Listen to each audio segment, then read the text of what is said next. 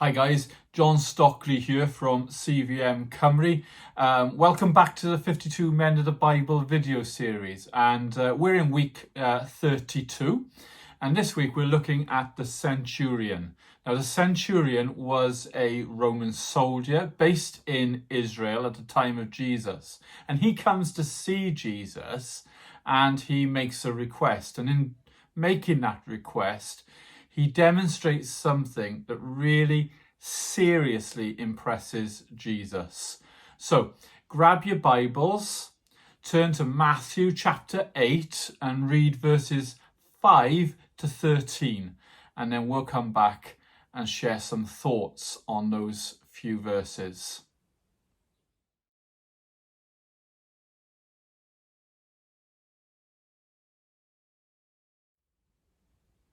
Okay, men, what I'm going to say to you now is this week's 52 Men video is vitally important.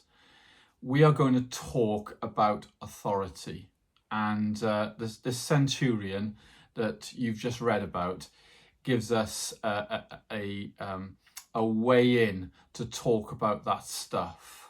Let's first of all understand who a centurion was. Most Roman soldiers had joined the Roman army at the age of 16. You couldn't become a centurion until you were at least 30 years old. So at that point, if you made it bang on your 30th birthday, which was probably unlikely, you had spent pretty much half of your life in the military as it is. You couldn't become a centurion unless you were recommended, often by people of higher rank. So the people who had made it before you were actually seeing something in you. They saw your skill base, your credentials, if you like. The centurion was typically in charge of around about 80 men. And he was the one who implemented the seriously tough discipline routines that made the Roman army probably the most effective army, certainly at that time, but probably in all of history. So a centurion was a man who knew what it was like to implement authority over others, and he also knew what it was like to be under authority, because everything that the centurion could do to his 80 men could be done to him by those of a higher rank. So a centurion had spent a large amount of time in the Roman army, and though they were paid well and promised a really good pension, the likelihood was that they were going to die for the empire. So these guys were clued in. They knew what life was all about. They knew what was going on, and they were seriously committed to the Roman Empire. That's the man we're talking about here. He also knew that when a command was given, then then that command was done immediately. So therefore, he couldn't, he wouldn't have come to Jesus and asked him to make a command if he didn't acknowledge Jesus's authority. It's interesting that there are two centurions that we know of in the gospel stories. This guy and another centurion who stood at the foot of the cross. And he said, surely this man was the Son of God, because he saw in Jesus a man who died in an entirely different way to everybody else.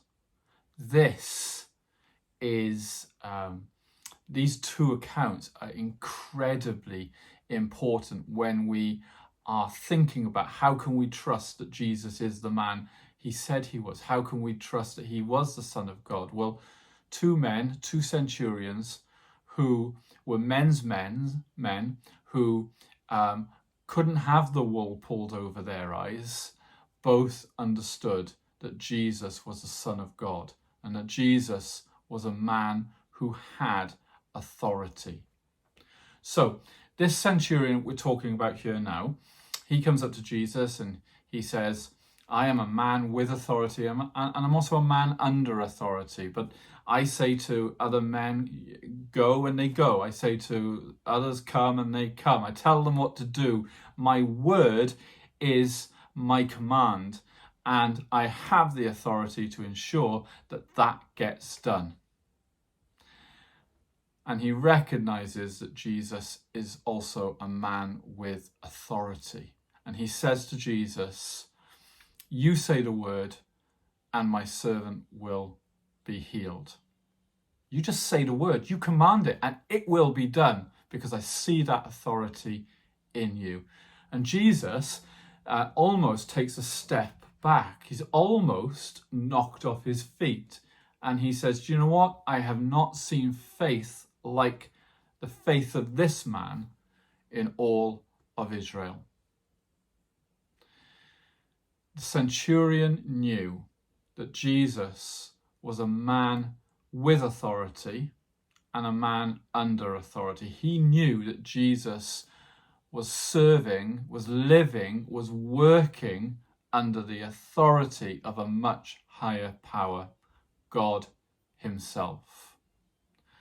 So guys, I want us to think about that. I want us to just chew that one over. So if you're watching this video today and you are following Jesus, then spend a bit of time in Matthew 8, 5 to 13 and see what this centurion saw. That Jesus was a man with authority. Others would say when he taught that they'd never heard anyone speak with such authority. And he was also a man under the authority of God the Father. The centurion saw the power of Jesus and knew he was the real deal. So if you're following Jesus, get with that message. Understand that everything God calls us to do, we can do. He empowers and resources us to do it. We are under his authority, and his authority is more powerful than any other authority. And if you are not following Jesus and somehow you've come across this video, then can I tell you to really think about this story, because there was a man who had seen all of life and he'd given himself to serving in the most powerful war machine that ever existed. And he understood authority both over him and his over others. And he saw it in Jesus and he said, he's the real deal. And another centurion did that as well.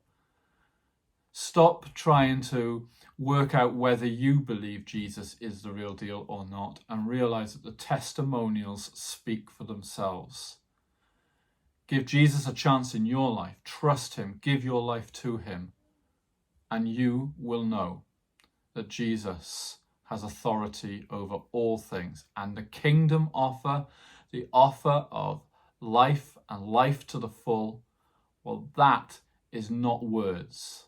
That is a real promise for any of us who trust in Jesus. The centurion saw this, and I pray that every one of us will see it too. Guys, have a great week. It's been great talking to you again, and I look forward to next week.